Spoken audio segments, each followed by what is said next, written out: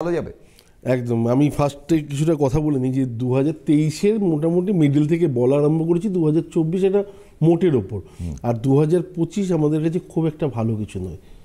ঠিক আছে, এর কারণটা হচ্ছে মীন রাশিতে শনির প্রবেশ যখন যখন হয়েছে, ভারতবর্ষ কেন দেশ বিদেশ যেখানেই বলুন না কেন, সেখানে রাজ্য রাজনীতি, দেশ দেশান্তর, যুদ্ধ বিগ্রহ, প্রতিটা জিনিস, কোভিড অথবা কোভিড অথবা আপনার সুনামির মতো বড় একটা পর্যায়ে আমাদের ফেস করতে হয়েছে।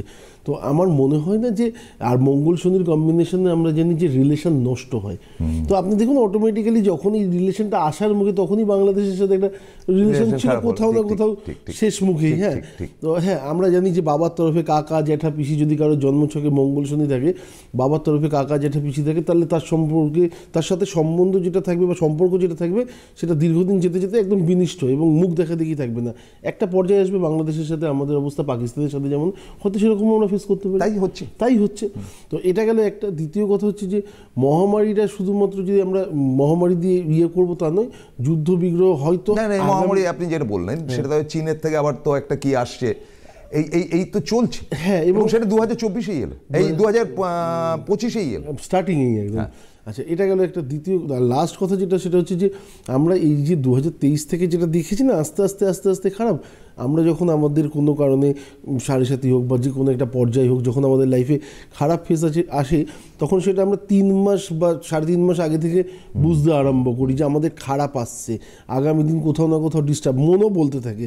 তো ঠিক তেমনি 2023-এর এন্ড থেকে কিন্তু আমাদের ভালোটা অনেক কমে গেছে।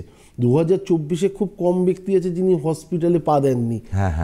ম্যাক্সিমাম লোক হসপিটাল আর বাড়ি করেছেন।